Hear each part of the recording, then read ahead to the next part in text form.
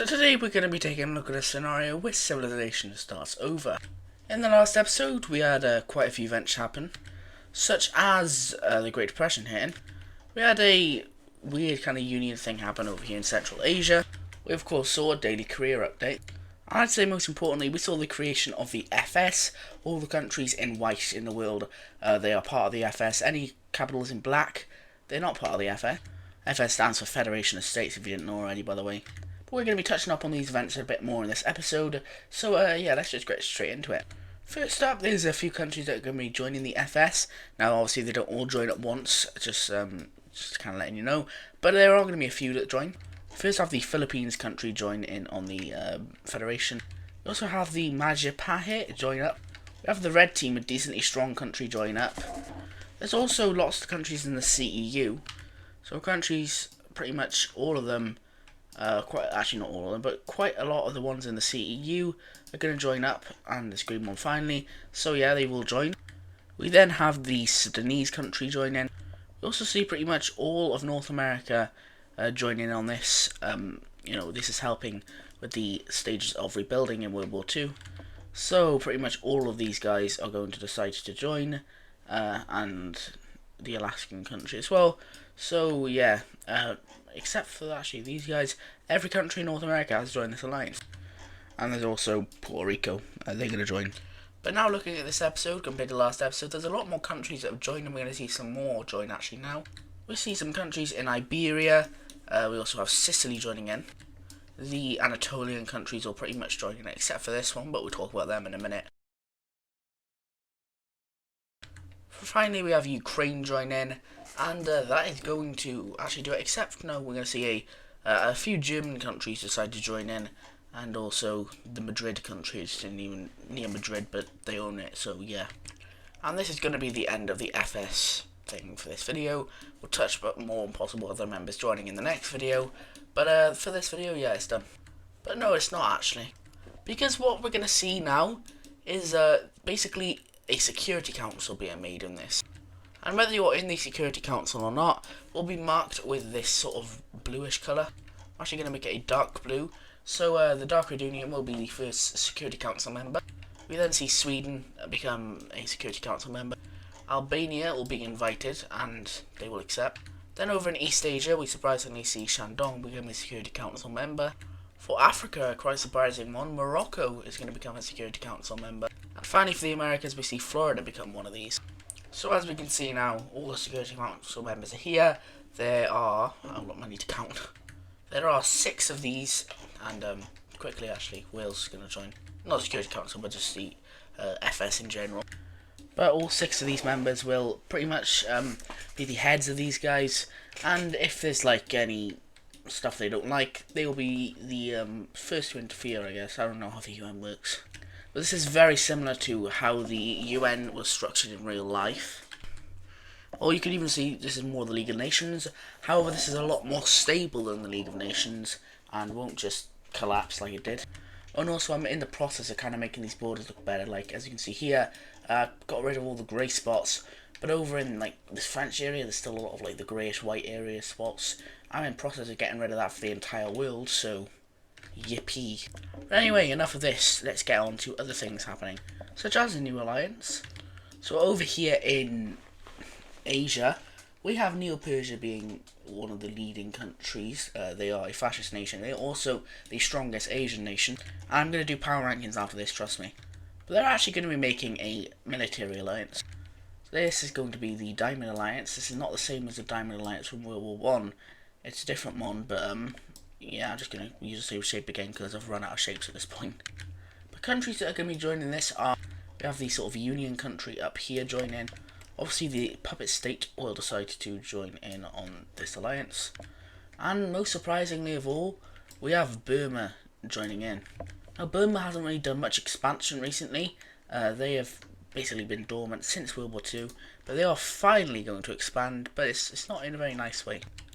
As it's kind of weird down here in this tip of Southeast Asia, a few years, or actually a year after World War II finished, which was probably about 4 years since it now, for some reason Burma decided to just claim the entirety of the peninsula down here, and they're now going to be starting an invasion. So I think this is gonna be 1929 at this point. That's the year we're in, and the Great Depression is still hitting hard for these countries. So what's gonna happen is the Majapahit or Sumatra, whatever you want to call it, is gonna get invaded by Myanmar. And these guys are gonna come down and take over all of this land quite quickly, actually. I forgot the capital did used to be on this part here, but I did move it down to here. So I believe that's wrong. I mean, it doesn't really matter. They're obviously going to change their capital since like ancient times, and I just see every single few minutes I just see like a scrap of Japan that's still left from when they had their massive colonial empire. We are well past that now, but getting back to this, we do see the Burmans win this and take over the entirety of this peninsula. We also take a few more islands as well, including this one. And eventually we just see them send a peace deal down to the capital of, I'm just going to call these guys Sumatra now, to Sumatra, and they will now have a peace deal. So in this peace deal we see the tip of Southeast Asia being given over to the Burmans now, and they are a lot stronger. And they could even be breaching the I think they're probably a top 20, maybe top 15 country by this point. So yeah, let's take a look at power rankings. I forgot. But at the very moment, number 1 in the world is going to be Albania. I would say they are definitely the strongest country, considering all of the land they gained in World War II, being this here. And also the economy in the world is kind of wrecked, and they are the number 1 import or exporter. I don't know which one is import or exporter. What do you mean? What am I on about? But anyway, number 2 is going to be Neo-Persia. 3 I'm actually going to give to Sweden. 4 is going to be the Dark Red Union. Now, this is a bit weird. Some of you guys may have thought I forgot about these guys, but no, they are number 4. And that's because they're still sort of kind of, you know, not the most stable country. They have a huge influence. Their influence is massive. In fact, I'll show it now. The Dark Red Union's sphere of influence looks something like this. So pretty much all of Western Europe is under their influence.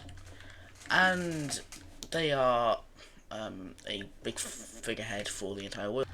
And you know, I said I fixed the ideology layers in the last video. It was only for Africa. I have not done it for Europe yet. That's very exciting. Number 5 is going to be the Red Team. They gained all of Arabia in the World War II, and they have pretty much, like, this is definitely the most populous city in the entire world. It's pretty much Mecca of this timeline. So they've gained this now. And that is that's that for the Red Team. Now I probably could only do the top 5 because there's literally no country who could take other spots, and it would just wouldn't be interesting. Like the weirdest looking countries. Actually, you know, I can do it. Number 6 is going to be Shandong over here. They, for the first time in history, really are stronger than China. That's because of the just influence that they gained after the war. They are pretty much a leading country in the CEU, so they're able to heavily influence a lot of these countries, and the currency is also good. The CEU currency is probably the most stable in the world at the minute, by the way. Anyway, moving on over here, the 7th strongest country is going to be Florida, and that kind of makes sense with the Security Council.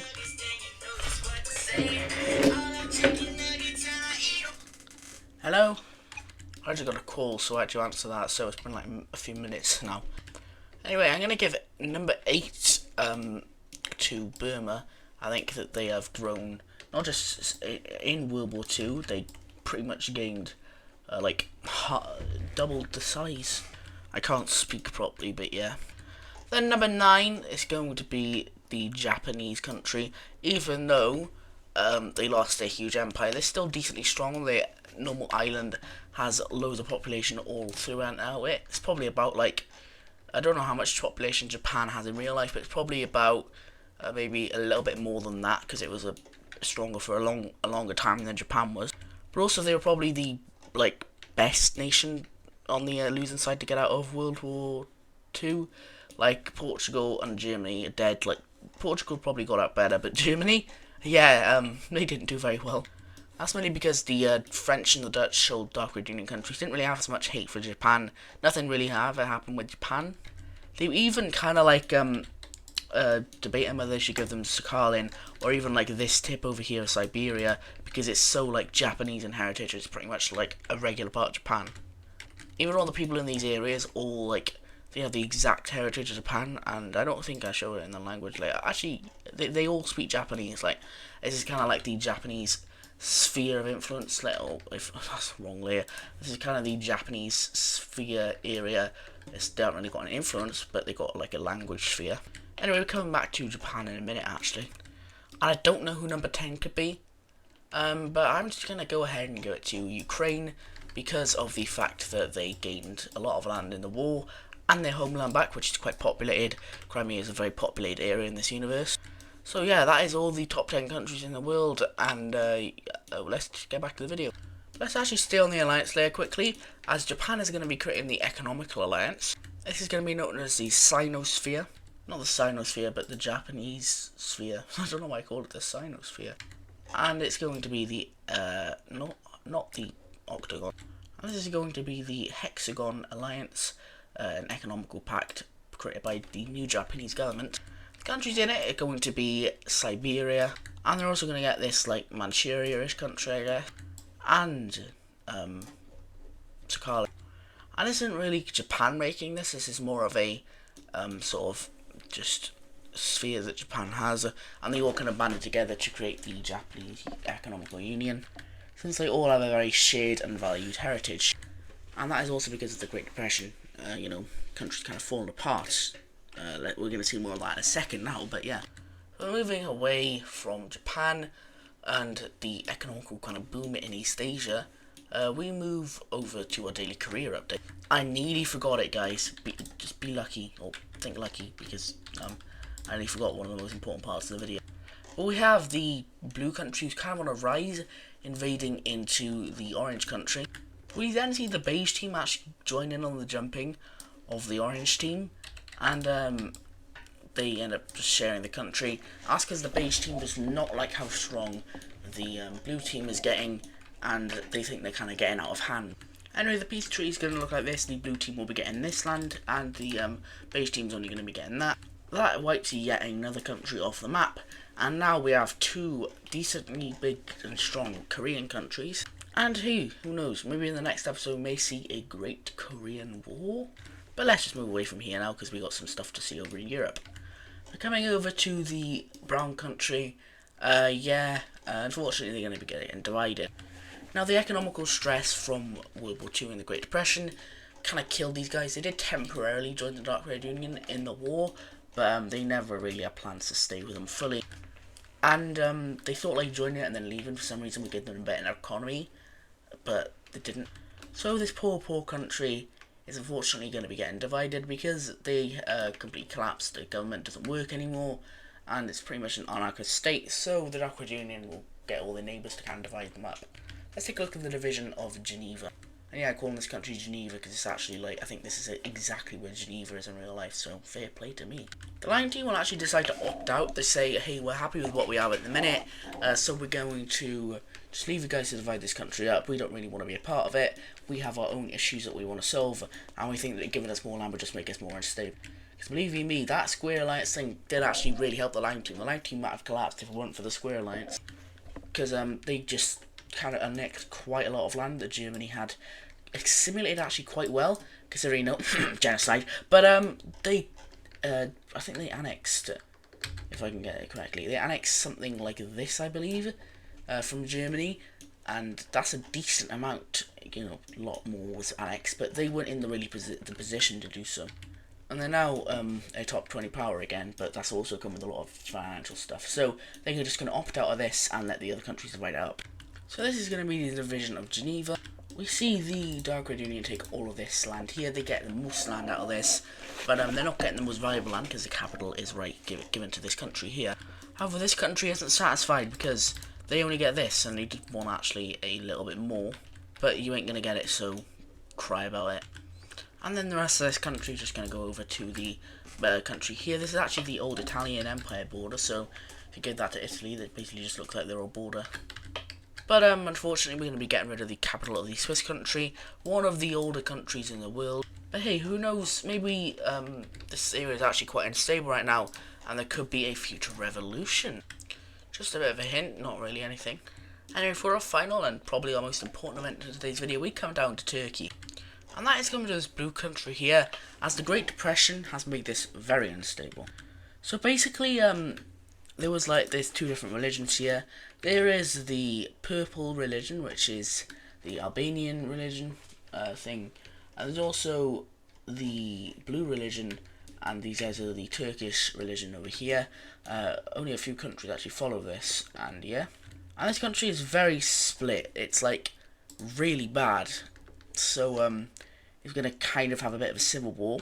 Now the ethnic issues were already there before the Great Depression, but they've just been like elevated to another level now since there's no good economy in this country and the ruler's an absolute idiot.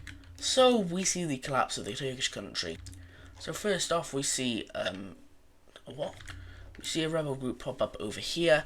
This is backed by the blue religion. As you can see, they hold on to a lot of the inland areas, which I'm actually going to change a little bit. I'd say like the country might have tried to get rid of a few of these things. It's like kind of like African religions in a way, like or African cultures. You know, you got kind of a mix between the African and Europeans, which is what ended up happening in this series. A lot of the African countries are a lot of mixes of the Europeans.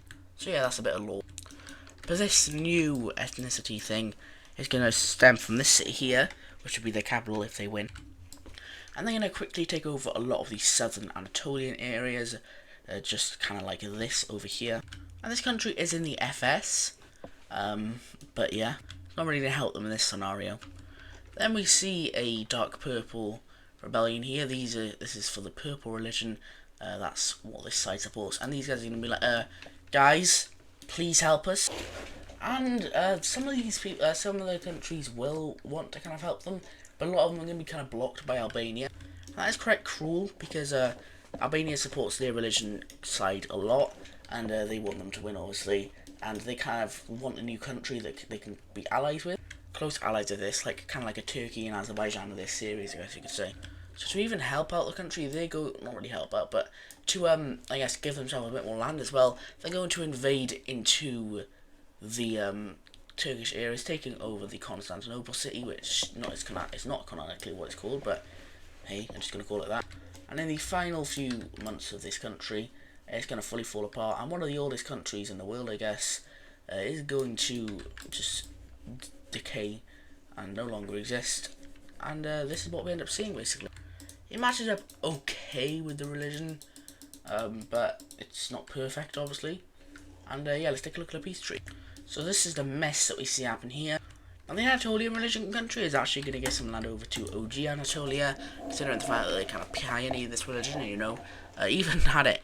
They actually have a, if you look at the religion, a little Easter egg, they have this tip of Tunisia here. That is from the Anatolian Empire, so yeah. They're just going to get a little bit of this land here, and these guys are going to be born. We then see the purple country come into existence over here. They have all of this land, and they're also, these guys are going to control roads. And finally, this land up here is going to be given to Albania, who now has land back in Turkey once again. I'm changing the border a bit, it looks like this now. I think it looks far better when it's like this, so, yeah, I guess. But Albania and this new country down here are very close. Obviously, they have the same religion, so we're going to see a defensive pact actually be signed. So right here, we're going to see a defensive pact be signed between these two. I don't know where to put this, but I'll just put it here, I guess. And yeah, again, a new defensive pact has been signed. The first one was over here. Now there's a new one down here. And this is now basically the peak of Albania. And, yeah, I guess you could say that. These guys are, however, going to move their capital, and we'll actually take a look at that now. For them not really wanting to be associated with the old country, they're going to move their capital to here, the closest point to Albania on the map. And these guys are going to have this here where the rebellion kind of originated. We see these guys be added to the FS now, and these guys are going to stay out for now, but they don't really like each other, so yeah. Anyway, I did a lot of stuff in this video. I think it turned out quite well. That is going to do it for today's video. I hope you guys have enjoyed. In the next one, make sure you're going to see some big stuff happen, and you know, maybe there'll be more economical alliances, because, you know, Great Depression kind of hitting. But that's going to do it, and I'll see you in the next one. Bye bye.